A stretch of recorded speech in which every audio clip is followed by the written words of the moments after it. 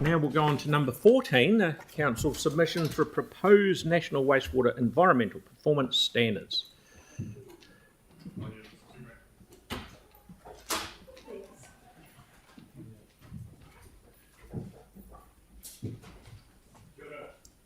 Good afternoon. Kia ora, how you going? So I'll take the draft submission as read, as with the report. Just a little bit of context. It's responding to Taumata Arawai's proposed National Wastewater Environmental Performance Standards. These are the first national standards for wastewater discharges, or how their discharges are treated, monitored and reported. For context, the consultations focus on the standards only. However, it is contextualised through the Local Government Water Services Bill. So we have referenced some points in the submission itself just to contextualise the feedback that we've got. However, we've already provided a submission on that bill and we're not providing any more feedback on that because that's closed. So just for context in relation to the standards, the bill inserts a new section into the RMA which prevents regional councils from setting more or less stringent conditions for wastewater discharges covered by these standards.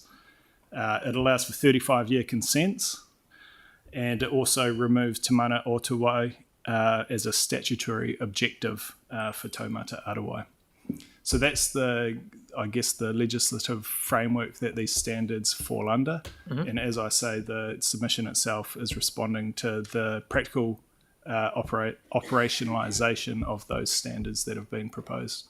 Very good, thank you. Is there any, Pauline? Thank you. I think it's a good submission. Just looking at 7.7 there and impact on mana whenua. So without reading it out, I mean, there's quite a few criticisms there that you feel that have not been addressed for Māori values and perspectives, etc. Have we encapsulated that or captured that really strongly in the submission? So yeah, the feedback that we received is consistent with what we've articulated as well. Okay. So there was nothing conflicting.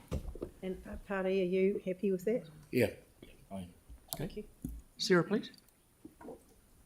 Thanks so much. It does read like point 17 that we've made. It doesn't seem particularly strong when it comes to Te Mana o Te Wai.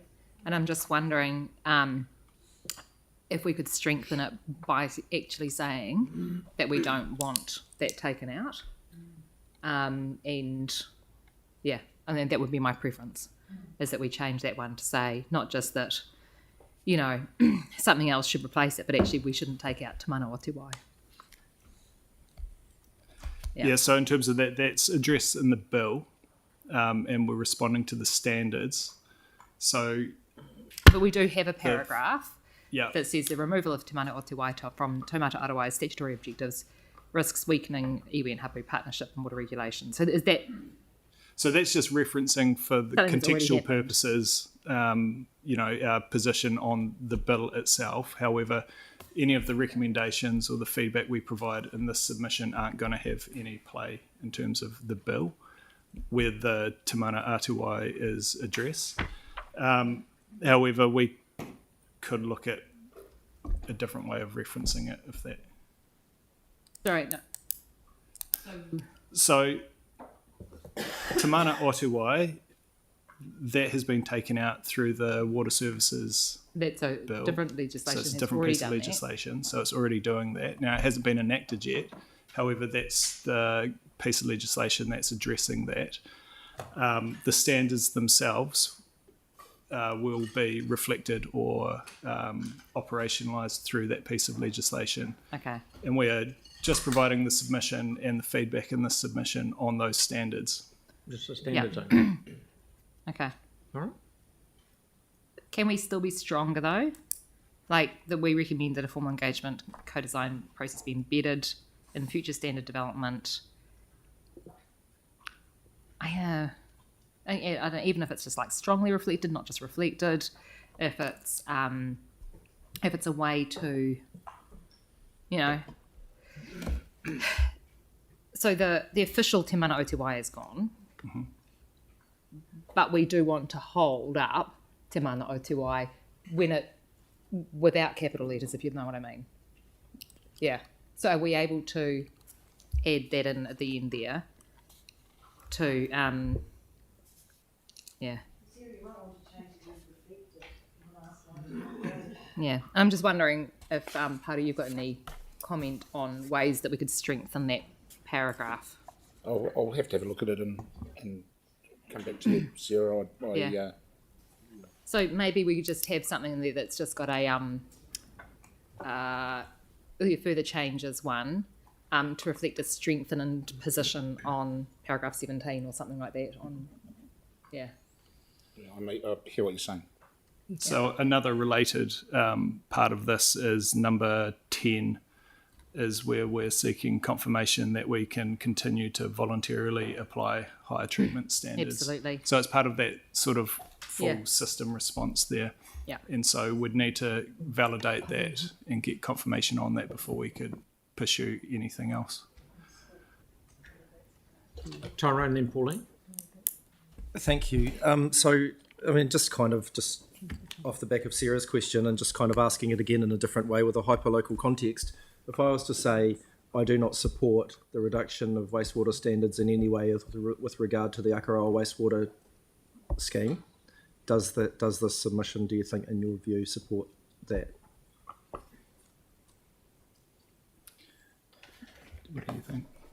No, when we are on our submission, we have made commentary around where we see weaknesses in the standard. But in terms of Akaroa, the level of treatment we're proposing right now, the standard that will come out would mean we could have a lower level of treatment if we choose to. That would be a choice of council. If we chose to. Yes, however, there was a presentation by Commerce Commission last week. They made it quite clear that if a council chose to do a high level of treatment above the standard, they would be looking at it from an economic lens, and that would have to be a choice of the community, so it would have to be consulted on. Okay, thank you. No, that's clear. Pauline? That sort of flows into mind when you talked about number 10. That do we really need permission to be able to implement higher standards than what the standards are? And then was your response that if we want to do that, we need to have community buy-in for that? Is that what you meant?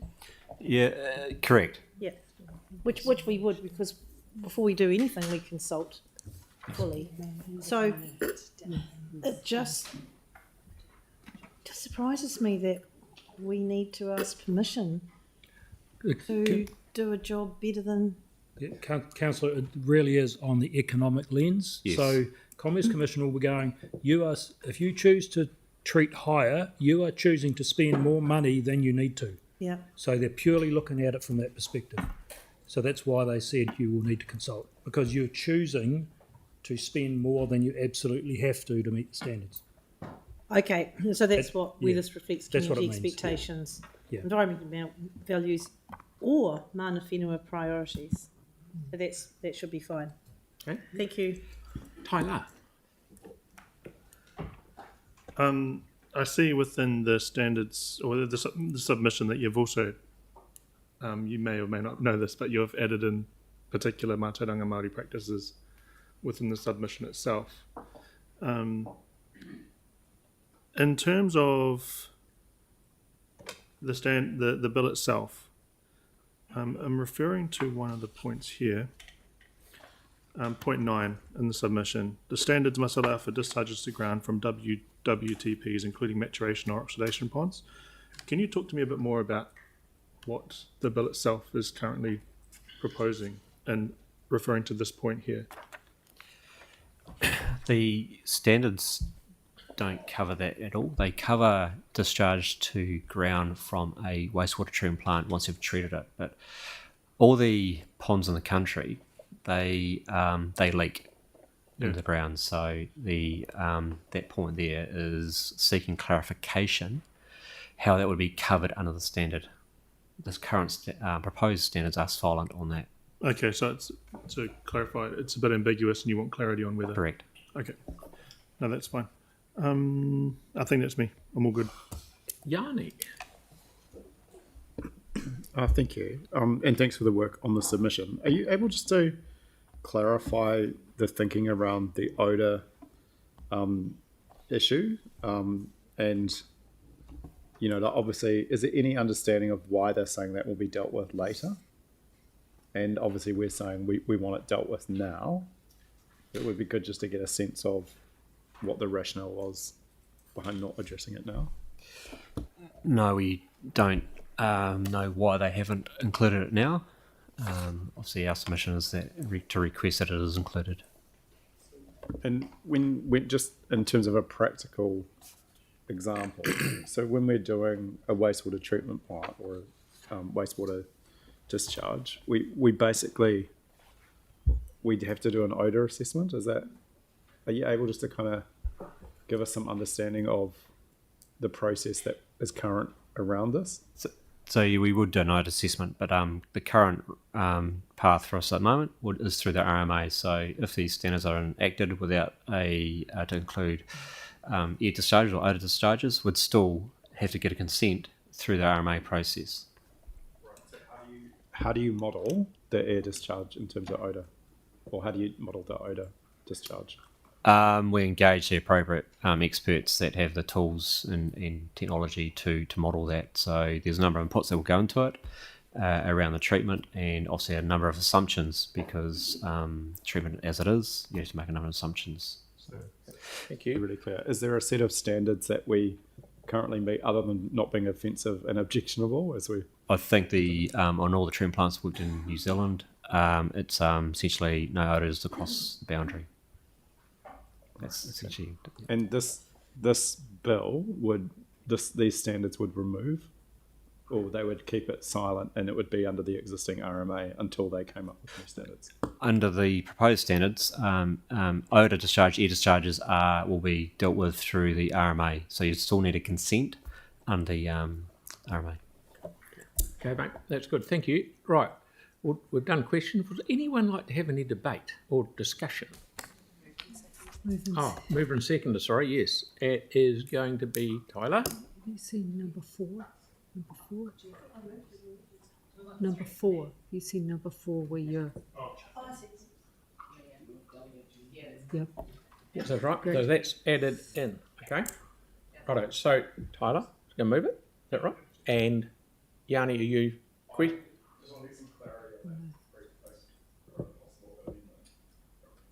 Just want to get some clarity in terms of the submission around the odour issue.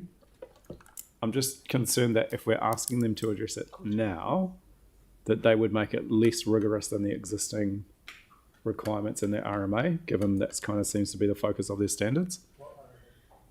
So I just wanted to check with staff around, is there a risk if we ask them to address the odour that they make the standards less onerous, and then we're actually better just to leave it under the RMA at the moment?